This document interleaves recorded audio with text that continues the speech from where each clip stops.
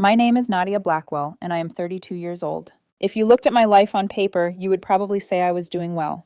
I'm a software architect at TechCore Solutions, the kind of job people nod approvingly at during holiday parties. I make a solid salary. I've spent the last 6 years skipping vacations, eating sad Tupperware lunches, and driving a Honda Civic that rattles every time I turn the AC on. All of that had one goal, a house of my own. Not just any house, a two-story colonial in Riverside Heights, the neighborhood I'd been quietly obsessing over since my early 20s.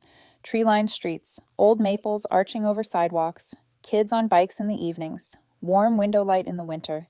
I used to drive through there on Sunday afternoons and tell myself, one day. I thought when that day came, my family would be proud. Happy, even. I was wrong. 4 months ago, I walked into my parents' dining room smelling like roasted garlic and nostalgia. Mom's famous pot roast sat in the center of the table, potatoes and carrots floating in glossy gravy. My dad, Thomas Blackwell, sat at the head of the table, glasses low on his nose, scrolling something on his phone. My younger sister, Lauren, was already there, scrolling something too, Instagram probably. "Hey, you're late," Lauren said without looking up. "2 minutes," I replied, shrugging out of my coat. Traffic was bad on Ninth. Mom peeked out from the kitchen, wiping her hands on a towel. "Nadia, sweetheart, you made it. Sit, sit." I sat. My heartbeat felt too loud in my ears.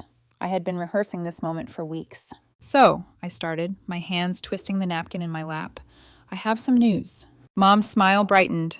Dad finally set his phone down. Even Lauren glanced up, her expression curious. "I bought a house," I said, "in Riverside Heights, the Colonial on Maple Drive." For a second, the room went perfectly still. Then Mom let out a little gasp and hurried around the table, pressing her hands to my shoulders.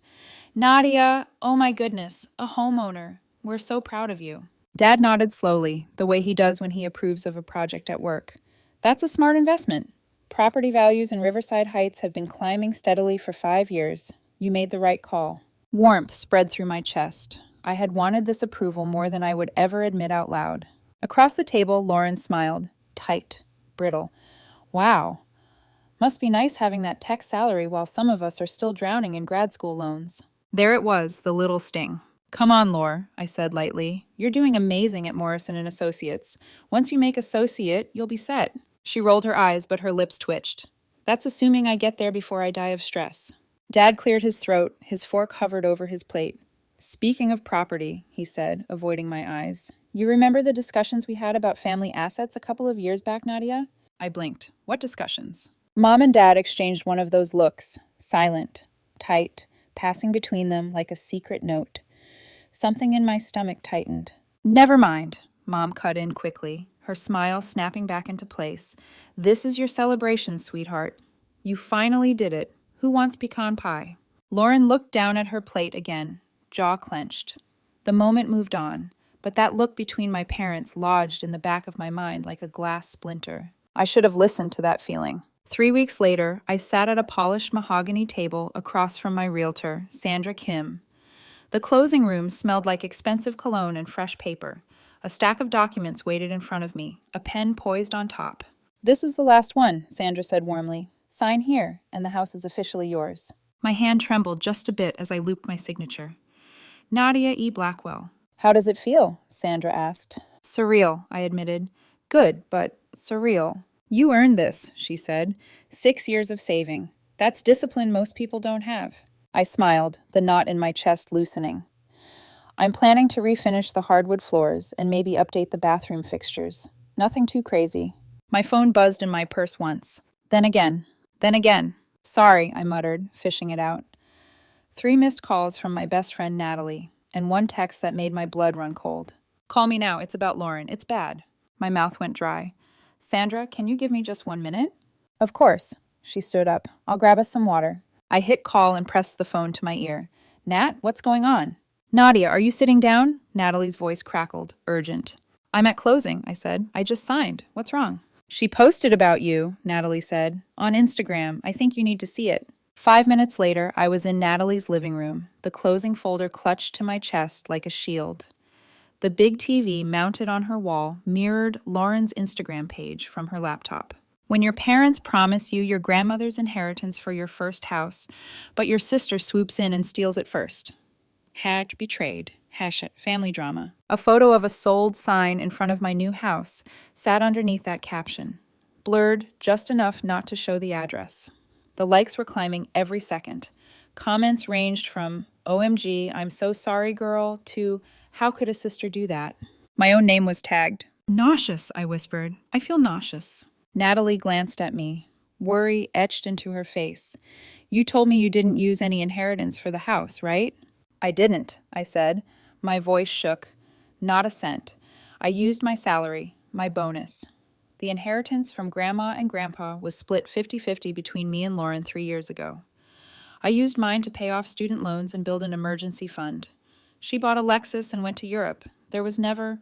My phone lit up. Dad? I swallowed. I can't talk to him right now. Put it on speaker, Natalie said gently. You shouldn't be alone for this. I answered and set the phone on the coffee table. Hello? Nadia. My father's voice came through the speaker, clipped and formal. It sounded like he was addressing a business rival, not his eldest daughter. We need to talk about your house purchase. My heart started hammering again. What about it? Your mother and I have consulted our attorney, he said, regarding the situation. What situation? I demanded. Natalie's hand found my shoulder and squeezed. Dad, I bought this house with my own savings. There is no situation. The funds designated for Lauren's future home, he replied, each word colder than the last. You knew your grandmother intended her inheritance to go toward your sister's first house. Since you received a larger portion for your education, this was always the arrangement. My mouth fell open. That is absolutely not true. I never heard anything about that. The will split everything equally. I have the paperwork. There were no conditions. We discussed this extensively when you were both in grad school, Mom's voice chimed in from the background, brittle and tight. It was understood that Lauren would get the house fund. You knew that. I didn't, I said, my voice rising. You cannot just decide something in your heads and call it an arrangement. I saved for this house. I can prove every deposit came from my paychecks at TechCore, every single one. Nevertheless, Dad said, we believe you were aware and chose to go against the family's wishes. We'll be filing a petition with the court tomorrow morning. Our lawyer, Bernard Hamilton, will be in touch. For a heartbeat, I could not breathe. You're suing me? I said finally, over a house I bought with my own money. This is not personal, Dad said. It's about justice for your sister.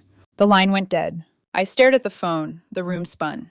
Did your parents just threaten to take you to court? Natalie asked slowly. I nodded, dazed, because they decided, retroactively, that Grandma's money belonged to Lauren's imaginary future house. A male voice came from the hallway. No, because they want your actual house and they're dressing it up as justice. Derek stepped into the living room, still in his crisp shirt and loosened tie, his expression grim. My boyfriend had been working late at Crawford & Associates and had come straight to Natalie's when she texted him in a panic. You heard that? I asked, my throat tight. Most of it, he said, sitting on the coffee table across from me. His dark eyes searched my face. Nadia, I'm going to be blunt. This isn't a misunderstanding. It's a strategy. He nodded toward the frozen Instagram post on the TV. They're building a narrative. Poor betrayed younger daughter, cold, greedy older sister. They want the house, and they're using Grandma's inheritance as leverage. I can't believe they'd go this far, I whispered. My own parents. Over a house. Derek's jaw tightened. For a second, something flickered across his face. Anger, and something else. A shadow of memory. Family does things in court they could never say out loud at the dinner table, he said quietly.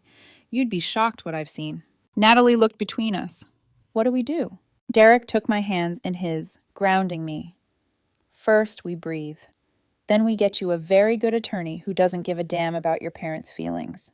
This is going to get ugly, Nadia. A chill ran through me. How ugly? Derek hesitated. Ugly enough that some people will show you who they really are, including people you thought you knew. For a moment, I thought of the way my dad's voice had gone flat and unfamiliar on the phone, the way Mom had rewritten history without a blink, the way Lauren had weaponized the internet before speaking a single word to me. Something cracked inside my chest. I thought buying a house would be the beginning of my dream. I had no idea it was also the beginning of a war. If there is a sound that captures the feeling of your life collapsing in slow motion, it's the soft, efficient tap, tap, tap of an attorney's stylus against a glass tablet. Okay, Nadia, Victoria Brennan said, not looking up as she scrolled through the PDF of my preliminary documents. Walk me through this from the beginning. Not the emotional version, the timeline version. We'll get to the emotional version after. Her office at Thompson Legal Group was all crisp lines and muted gray tones, the kind of place where feelings came to die under fluorescent lighting. Floor-to-ceiling windows looked out over the city, but the blinds were half drawn, slicing the sunlight into cold strips on the carpet. Derek sat to my right, close enough that I could feel the warmth of his shoulder. Natalie sat beside him, arms folded, jaw set in protective anger. I'd barely slept. My brain kept looping the same scenes, my dad's voice saying, "Justice for your sister." Lauren's Instagram post, the way the word lawsuit sounded like something that belonged to strangers, not to my parents. I worked at TechCore for 6 years, I began, forcing my voice to stay level.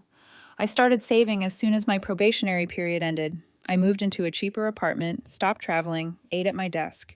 I can give you bank statements showing regular deposits from my salary and transfers into my savings account. Victoria nodded. And the inheritance? 3 years ago, when my grandparents died, the estate was split equally between me and my sister, $42,000 each, I said. Lauren bought a new Lexus and took a trip to Europe. I paid off student loans and built an emergency fund. I have copies of the will, and I can get you the final distribution paperwork. And at no point, Victoria said, finally lifting her eyes to mine, did anyone explicitly state that your share was for education and Lauren's share was for a house? No, I said, not once. If they talked about that at all, it was never with me present. She tapped her stylus again. Good. That matters. I swallowed. They're claiming my grandmother intended the money to go specifically toward Lauren's future home. Victoria leaned back in her chair, threading her fingers together. Wills are what matter, she said. Intentions that never make it to paper are just wishes. The will is clear. Equal shares, no conditions. Legally, that's a strong point in your favor. A tiny thread of relief tugged at my chest, and then snapped. So that's it? I asked, hopeful. This should be over quickly? Derek's fingers brushed mine under the table. It was a small, grounding touch. Victoria's gaze softened, but only a little. I wish I could say yes, she replied, but family litigation is messy. Judges sometimes try to split things down the middle to keep the peace, even when the law leans heavily one way. And your father sounds like someone who's used to getting his way. I thought of the way Dad had said, I have connections in this town, like I was a stubborn employee he'd fire if he could. I can prove the down payment came from my income, I said. I can print years of bank records, paycheck stubs, tax returns, whatever you need. Do it, she said. Give me a paper trail so strong it could choke a horse. We'll submit everything. The more transparent you are, the worse their story looks. Is there anything else they could lean on? Natalie asked tightly. Some loophole? Verbal agreements, Victoria said flatly. They're going to claim there were family discussions everyone knew about. They'll bring in relatives to back that narrative. Whether those relatives are telling the truth or not is another story. My stomach turned. I pictured certain aunts and cousins, the ones who always seemed to orbit my parents more than me. Loyalty over honesty. What about impartial family members? Derek asked. People who were present for the will reading. Exactly where I was going, Victoria said with a small nod of approval. Nadia, is there anyone like that? An uncle, aunt, cousin who was there with your grandparents' attorney? My mind immediately conjured a kind face framed by desert sunlight. Uncle Gerald, I said. My dad's younger brother. He and Aunt Carol live in Phoenix. He was at the attorney's office when the will was read. Good. We'll talk to him, Victoria said. Anyone else? Someone who knew your grandparents' views about treating you and Lauren equally? Aunt Diane, I said slowly. She lived with my grandparents near the end. She knows. A lot. Victoria scribbled their names. We'll need affidavits from both if they're willing, and I'll want to talk to them myself. The key is to show the court that your grandparents' intentions and the written will match, and your parents' story diverges from both. She paused. One more thing. Their attorney, Hamilton? Bernard? Yes, I said. My dad mentioned him. Hamilton has a reputation, Victoria said carefully. Old school, theatrical, loves calling in family honor, and sacrificed dreams when the facts are weak. He's not stupid, but he leans heavily on emotional manipulation. Something icy trickled down my spine. Can he win like that? Not if our facts are ironclad and your witnesses hold, she said. But he'll make it as painful as possible, and he's been using a younger associate lately who's ambitious. Her gaze slid almost imperceptibly to Derek, then back to me. Elise Carter, Derek said quietly. My head snapped toward him. You know her? He exhaled. We dated, years ago. Law school into my first year at the firm. She went a different direction after we broke up. More aggressive, more willing to blur lines to get a win. A hot flush of anxiety spread through my chest. So, my parents hired a lawyer who might be working with your ex-girlfriend? It's possible, Victoria said. Hamilton likes her style, and she'll enjoy trying to rattle you. I swallowed hard. There was a time when that piece of information alone would have sent me spiraling. Him, his ex, my parents, all woven into one looming enemy. But there was something steadier inside me now. Anger, maybe, or the stubborn refusal to be the quiet, easy daughter who just absorbed everyone else's choices. Let her try, I said, surprising myself with how steady I sounded. She doesn't know me. Derek's hand squeezed mine under the table again. She'll learn. When the meeting ended, Victoria gave me a checklist. Financial records, copies of the will, old emails, anything that might show my grandparents insisting on fairness. Send me everything, she said, walking us to the door. I'll sort. You rest. You're going to need your strength. Rest, right. The second we stepped out of her office, I leaned back against the hallway wall, the air suddenly feeling too thin. Derek moved closer, bracing one hand near my shoulder.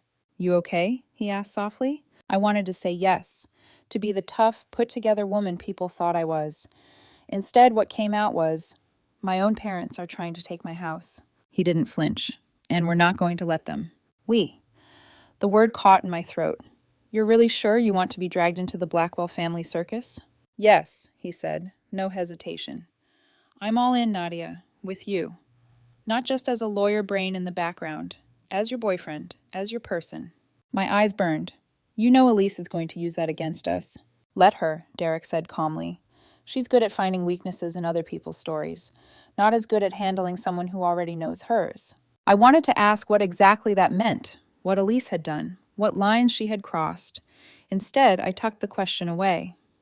One fire at a time. Come over tonight, he asked. We can review documents together. I have to call my uncle and my aunt first, I said. If they're not on my side...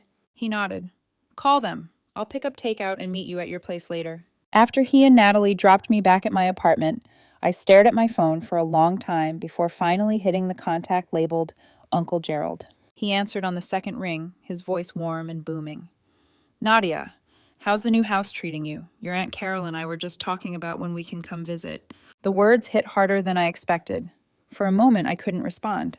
Kiddo, he said, concerned. You there? Yeah, I whispered. I'm here. Uncle Gerald, did Dad ever mention anything to you about Grandma's inheritance being meant specifically for Lauren's future house? There was a long pause. Traffic noise hummed faintly on the other end. No, he said at last, slowly. He's always favored Lauren. You know that. But the will was very clear. Equal shares. No special designations. I was there when the attorney read it. Your grandparents wanted it that way. He's saying there was an understanding, I said, that I got more for education and she was supposed to get a house fund. Absolute nonsense, he snapped, for once sounding more like my dad than my dad did. If anything, he tried to convince your mother's side of the family to tilt things in Lauren's favor a few years before your grandmother passed. Your grandmother refused. She told me herself. My heart lurched. Wait, he tried to change the will? Not directly with the lawyer, Uncle Gerald clarified. He sounded your grandparents out first. Said something about how your tech career meant you didn't need as much help. Your grandmother shut it down hard. Said she wouldn't play favorites. She and I may not have agreed on much, but she was adamant about that. My throat tightened. I pictured Grandma at her kitchen table, flour on her hands, telling us we were both her girls in that firm, no-nonsense way. Uncle Gerald, I said quietly, they're taking me to court. They're claiming I stole Lauren's house money. A sharp inhale. You've got to be kidding me. That's disgusting. Will you sign something? I asked. An affidavit? Talk to my lawyer? She'll need you to confirm what you just told me. Absolutely, he said without hesitation. Your grandmother would haunt me if I didn't. You tell this lawyer of yours to call me anytime. I'll tell the court exactly what I heard and exactly how angry your grandmother was when your father tried to tilt the scales. When we hung up, the apartment felt strangely quieter, as if the walls were listening. One more call. I scrolled to another contact, Aunt Diane. She picked up on the third ring, her voice tired but gentle. Nadia, sweetheart. I wondered how long it would take before you called. My chest clenched. You've heard. Your mother called me yesterday, she sighed. She said there'd been a misunderstanding about the house, and that you were being difficult. That's one word for it, I said bitterly. Aunt Diane, did Dad try to get Grandma to change the will? Silence, then quietly, yes, he did. The room seemed to tilt. When? About 8 months before your grandmother died, she said. He came over after one of her doctor's appointments. Said it wasn't fair that you were already doing so well in tech while Lauren was struggling with her career. He wanted them to earmark additional money for Lauren's future home. And Grandma? I whispered, even though I already knew. Refused, Diane said. She told him her granddaughters were equal, and that if he couldn't accept that, maybe he shouldn't be at the will reading. She was furious, Nadia. Really, truly furious. She felt betrayed that he'd even ask. I sank onto the couch. Betrayal. The word echoed back at me, the way my father had accused me of betraying the family. Why didn't anyone tell me? I asked. If I'd known... I didn't want to pour gasoline on the fire while she was still alive, Aunt Diane said softly. And after she died, everyone was grieving. But if they're dragging you into court with this story, then the truth needs to come out. If your lawyer needs me to testify, I will. Your grandmother would want that. I closed my eyes, feeling something lock into place inside me. The narrative my parents had built began to crack, revealing what it really was. Not justice. Not fairness. Just a broken promise they were trying to fix with my life. Thank you, Aunt Diane, I said. I'm going to fight this. I know you are, she said. You get that spine from our side of the family. After we hung up, I sat in the quiet for a long time, staring at the neat stack of closing papers on my coffee table. The deed. The loan documents. Proof that this house was mine. Now I finally understood what had happened. My parents had promised Lauren a future that wasn't theirs to give. And now they were coming for mine to cover the debt.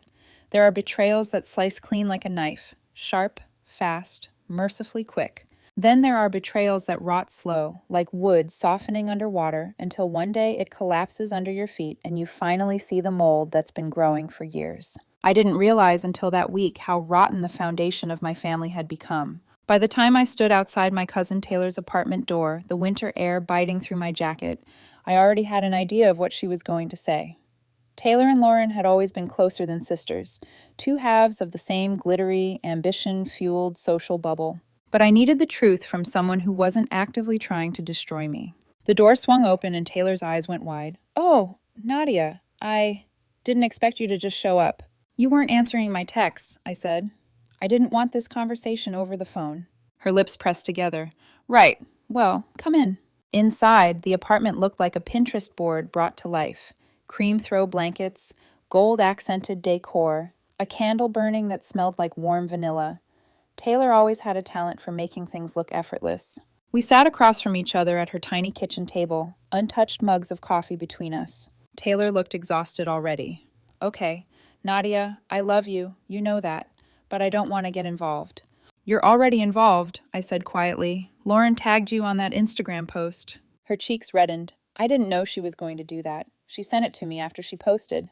And what did you say? I asked. I told her it wasn't a good idea, but you know Lauren. She sighed. Once she gets emotional, logic evaporates. A bitter laugh escaped me. You can say that again. Taylor rubbed her forehead. Look, Nadia, I don't want to take sides.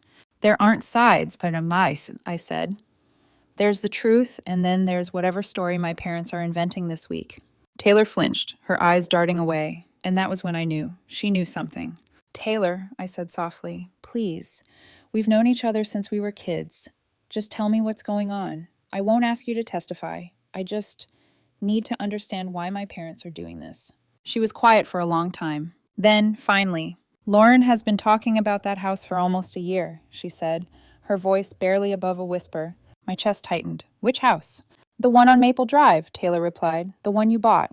A hollow ache spread under my ribs. She had photos saved, Taylor continued. Renovation ideas. Mood boards for every room.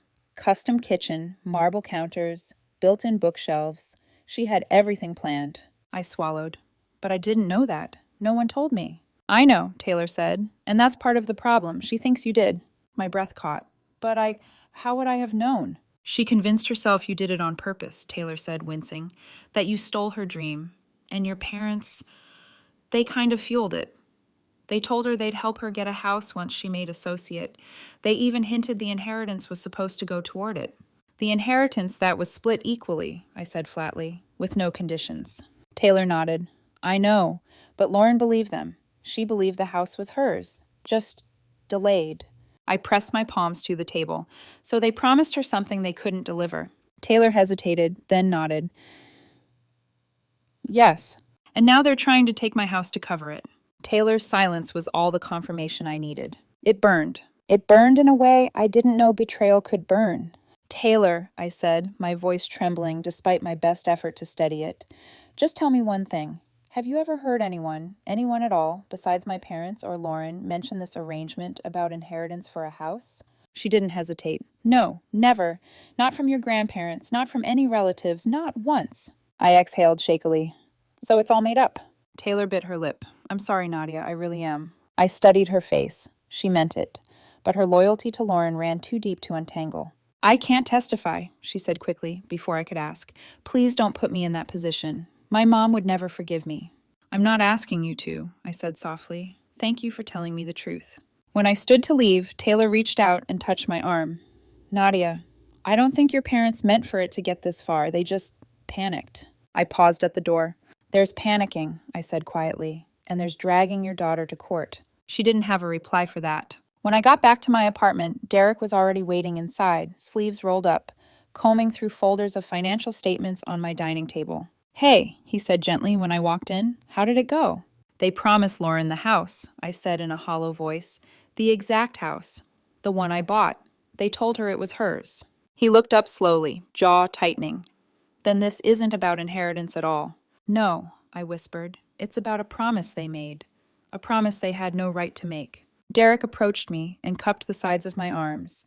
And they're trying to fix their mistake by taking something from you. My eyes burned. Yes. He pulled me into a hug, but my mind was racing. And then, because betrayal apparently travels in packs, another thought surfaced. Derek, I said, pulling back. Victoria mentioned Elise might be working with Hamilton. He sighed heavily. I was hoping she wouldn't be. Will that cause problems, I asked, between us, in the case? Not unless she tries to make it one. He ran a hand through his hair. Elise doesn't like losing, and she definitely won't like losing to me, or to you. A small shiver ran down my spine. What was she like, I asked, when you were together? Strategic, he said carefully. Brilliant, but she sees relationships as leverage. She always wanted an edge.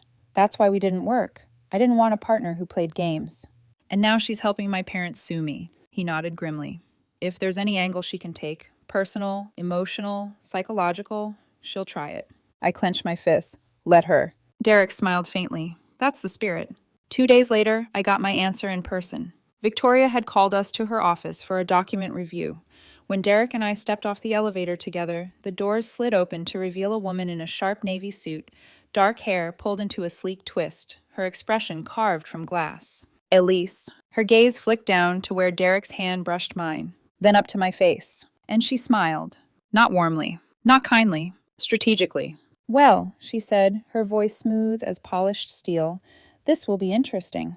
Before I could respond, Victoria opened her office door. Perfect timing, she said briskly. Let's begin. Elise stepped aside, but not before leaning in ever so slightly. Good luck, Nadia, she murmured. You'll need it. Her perfume lingered behind her, sharp, cold, and unsettlingly familiar. I met her eyes evenly. Luck is for people who don't have evidence. The flicker of irritation in her expression was small, but satisfying. Inside Victoria's office, as we reviewed the documents that would soon become weapons in a family war, I felt something shift inside me. Resolve! A spine I didn't know I had, forged out of all the years I spent being the quiet one, the steady one, the one who didn't cause trouble. But trouble had found me anyway. And now, I was done playing nice. Nothing prepares you for sitting across from the people who raised you, knowing they came here to take something from you. Not out of need, not out of desperation, but out of entitlement and pride. Mediation was supposed to be the calm part of the legal process, a guided conversation, a compromise, a chance for everyone to be reasonable. It became a battlefield in under 5 minutes. The conference room at Thompson Legal Group looked too polished, too serene, an expensive illusion of neutrality. A long walnut table, chrome fixtures, a bowl of untouched mints in the center. But the moment my parents walked in, with Lauren and their attorney, Bernard Hamilton, the temperature in the room seemed to drop 10 degrees. And she was there, Elise, Hamilton's associate, leaning against the far wall in a tailored navy suit, tablet in hand, gaze cool and analytical. She greeted Derek with a brief, brittle smile that didn't reach her eyes. Derek didn't return it. Victoria sat beside me, her posture composed, her expression unreadable, but I could feel the coil of tension beneath the surface, like a storm gathering behind glass. The mediator, Mr. Simmons, an older man with silver hair and a calming tone, cleared his throat. Let's begin. We're here today to explore whether an agreement can be reached without further litigation. Dad cut in before the man even finished the sentence. We're here because my daughter stole her sister's rightful inheritance. The air went still. Bernard Hamilton slid a folder across the table with the kind of flourish only an attorney with an inflated ego could perfect. These, he said, are statements from family members who were present during the discussions about Lauren's inheritance. Victoria raised an eyebrow. Documentation of a verbal agreement. Interesting. That's contradictory by definition. Elisa's lips twitched, not a smile exactly, more like appreciation for a well-executed jab. Dad's gaze snapped to me. We talked about this for years, Nadia. You knew Lauren was promised support for a house. No, I said evenly. I did not. Mom leaned forward, hands trembling. Honey, please don't make this harder than it needs to be. You know the money wasn't meant for you. I know, I said, that Grandpa and Grandma split everything equally, and said so explicitly in their will. Lauren slammed her hand on the table, making the water glasses jump. You always twist everything. You knew I needed help more than you did. You've had that stupid tech salary forever. You don't understand what it's like to struggle. Lauren, I said, my voice quiet, there is a difference between struggling and spending your inheritance on a Lexus and a European vacation. Her face went bright red. You're unbelievable. Dad leaned forward, eyes narrowed. You can find another house. You make good money. Your sister needs this more. And there it was. The truth, naked and unvarnished. You mean, I said, you promised her something that wasn't yours to promise, and now you expect me to pay the price. Silence. A long, dangerous silence. Victoria slid a crisp binder across the table toward Hamilton. In your folder, you'll find affidavits from Gerald Reynolds and Diane Porter, both present at the will reading, confirming the will contained no earmarked funds and that the inheritance was divided equally, without stipulations. Hamilton flipped through the binder, his jaw tightening. Victoria continued, you'll also find complete bank records showing every dollar of Nadia's down payment came from earned income at TechCore Solutions, tax returns, pay stubs, savings transfers. Not a penny of inheritance was used for the house. Bernard cleared his throat. This isn't just about the money source. It's about family agreements, expectations. No, I said, cutting him off. It's about my father trying to strong-arm my grandparents into changing their will, and when they refused, pretending those conversations never happened. Dad's face drained of color. Mom stiffened. Lauren blinked at me, confused. What are you talking about? Victoria opened another document. We have Aunt Diane's sworn statement that your father attempted to persuade your grandparents to alter their will to favor Lauren 8 months before Mrs. Stevens passed away. Elisa's eyes flicked up, sharp with interest. Our grandparents refused, I continued. They wanted fairness. They insisted on it. Lauren's jaw dropped. Dad, you tried to... Enough, Dad snapped. We are not discussing private family matters in front of strangers. Then maybe, I said coldly, you shouldn't have dragged strangers into this by suing me. Mom's voice trembled.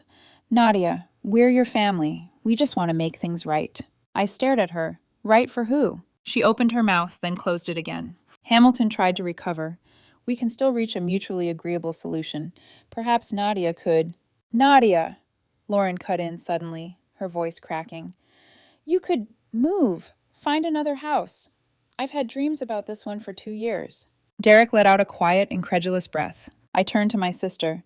Lauren, you never once told me you wanted that house.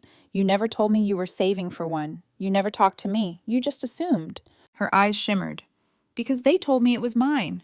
And when the world didn't give you what you wanted, I said softly, you decided it must have been stolen. Dad shot to his feet, furious. You will not speak to your sister that way. If you refuse to cooperate, we will let a judge decide. Victoria calmly set down her pen. Given your threats, that may be best. Dad pointed at me across the table. You're making a catastrophic mistake. I have connections in this town. Colleagues, friends, people in important places. By the time we're done, you'll wish you never bought that house. Is that a threat? Victoria asked sharply. It's a promise, he growled. Elise's gaze flickered toward Derek, not triumph exactly, but calculation, like she was already planning how to spin this in court. The mediator exhaled heavily. Given the hostility in this room, I think we can safely say mediation has failed. The hallway outside the conference room buzzed with the sound of tension unspoken. Elise lingered by the elevators, scrolling through her tablet, pretending not to listen. Derek stepped close behind me. You did well in there. I feel like I'm going to throw up, I murmured. That's normal, Victoria said briskly. They came in planning to intimidate you. You didn't let them. And now? I asked. Now, she said, we prepare for trial. As we walked toward the exit, a cool voice drifted behind me. Nadia! I turned. Elise stood there, poised, polished, unreadable. That was quite a performance, she said. Your father is intense. That's one word for it, I said. She gave a slow, deliberate smile. Just remember, in court, emotional chaos favors the side prepared to use it. I stared back, unflinching. Then you might want to warn Bernard. He's the one who lost control today. Her expression twitched. Derek stepped between us, protective but calm. We're done here, Elise. Her eyes flicked to him. For a moment, something bitter flashed across her face. Then she smoothed it away. Of course, she said lightly. See you in court. As she walked away, I realized something with icy clarity. My parents weren't my only opponents. Elise wanted a win. Hamilton wanted a spectacle. My father wanted punishment. And Lauren wanted my life to reshape itself around her disappointment. But me? I wanted my house, my truth, and my dignity. And I would not lose any of them without a fight. The county courthouse smelled faintly of old paper and polished wood, an odd mix of history and disinfectant. As I stepped inside with Victoria and Derek at my sides, something inside me steadied. I wasn't the same woman who had signed her mortgage with trembling hands. I wasn't the woman who had doubted herself when her own parents rewrote reality. I wasn't the woman Elise expected to rattle. I was done playing the quiet daughter, the one who never caused trouble. Today, trouble came from me. The courtroom filled slowly but tensely. My parents sat at the plaintiff's table, stiff and stone-faced. Lauren sat beside them, twisting a tissue in her hands. Bernard Hamilton towered over them with theatrical gravitas. And Elise stood just behind him, tablet tucked under her arm, her expression cool and razor-sharp. She didn't look at Derek. She didn't need to. The message was already in the air. I'm going to make this painful. Victoria placed a stack of labeled binders on our table, financials, affidavits, inheritance records, forensic accounting summaries, even screenshots of Lauren's Instagram post. Derek leaned close and whispered, "You're ready." I nodded. For the first time, I felt it. When the bailiff called the room to order, Judge Patricia Thornton entered. Silver hair pulled into a severe bun, glasses perched low, expression set in stone. She had the kind of presence that made everyone sit straighter without being told. She listened impassively as Hamilton opened with a sweeping monologue about family legacy, sacred agreements, and betrayals of trust. He was every inch the performer. His voice carried, his gestures controlled. At one point, he even placed a hand over his heart, as if he were the one who'd been wronged. Then Elise stepped forward to supplement with corroborating testimony summaries, reading selectively from the so-called verbal agreement statements, the ones from my parents, Lauren, and Aunt Helen, who hadn't spoken to Grandma in years. If I hadn't known better, I would have thought I'd stumbled into a soap opera audition. Then it was Victoria's turn. She didn't perform. She dismantled, piece by piece. With respect, Your Honor, she said, voice crisp, this case is not about legacy or betrayal. It is about verifiable facts versus invented narratives. She pointed to the will, equal distribution, no stipulations. She pointed to my financials. 6 years of income-based savings, no inheritance used. She pointed to Lauren's trespassing citation, evidence of intent to unlawfully access the defendant's property. She pointed to the affidavits from Uncle Gerald and Aunt Diane. First-hand witnesses contradicting the plaintiff's claims and confirming that any attempt to alter the will was initiated not by the decedents, but by the plaintiff. Hamilton sputtered. Elise stiffened. Victoria's voice sharpened. Inheritance is not an emotional IOU. It is a legal document, and nothing in the decedent's will supports the plaintiff's fabricated arrangement. Judge Thornton raised a hand. Present the affidavits. Victoria did, calmly, methodically, elegantly. It was like watching a master clockmaker take apart a watch, one cog, one spring at a time. Hamilton tried to interrupt twice. He was shut down twice. Elise stepped forward, attempting to redirect the narrative, pulling the old trick of shifting to family expectations and informal agreements, a method that once made her feared in legal circles. Judge Thornton silenced her with one sentence. Ms. Carter, unless you can point me to a statute where emotional expectations supersede written wills, you may sit down. Derek smirked. I didn't, but I wanted to. After closing statements, the judge requested a brief recess before delivering her ruling. The room buzzed with tension. 20 minutes later, we were called back in. Judge Thornton adjusted her glasses, scanned the courtroom, and began. I have reviewed all evidence presented regarding the estate of Margaret and Harold Stevens. My heart hammered. The will, she continued, is unambiguous. It divides the estate equally between the two granddaughters. There is no clause, codicil, amendment, note, witness statement, or viable testimony supporting the assertion that any portion of the inheritance was designated specifically for a home purchase.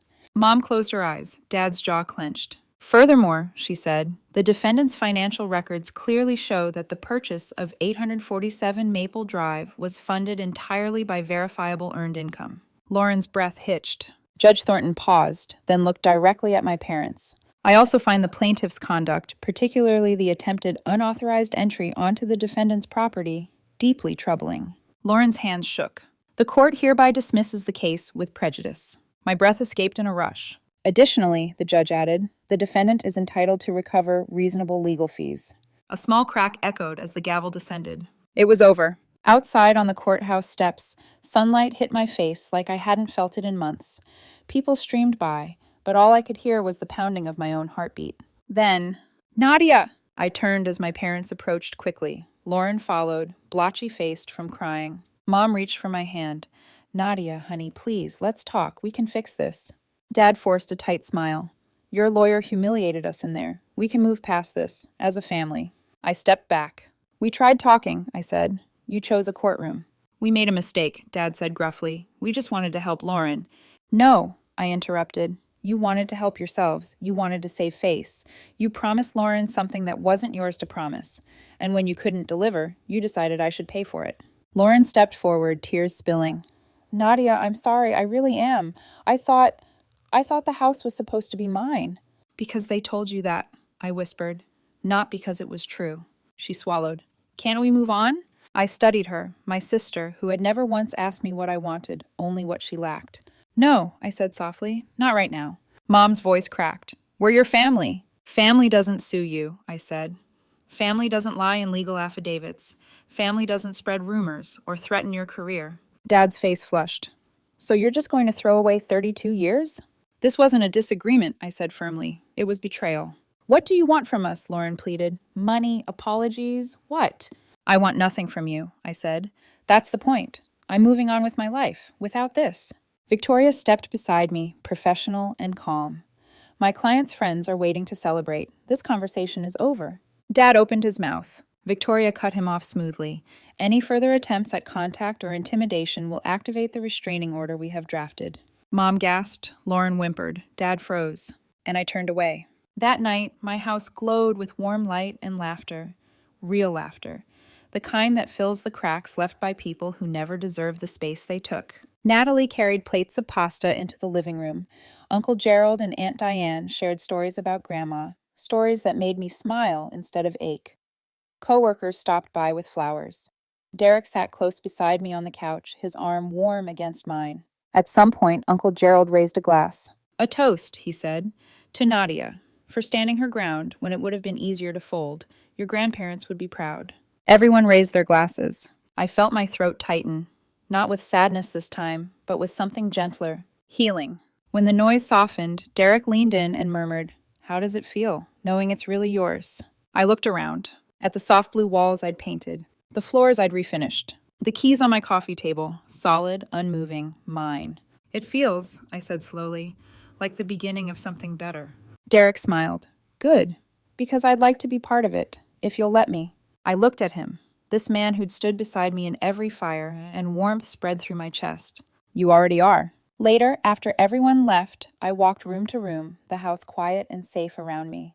This house represented 6 years of sacrifice. It represented boundaries I had never allowed myself to set. It represented choosing myself, maybe for the first time. And tomorrow? Tomorrow could be anything. Because no matter what my family had tried to take, I still had everything I'd built, and I wasn't afraid anymore.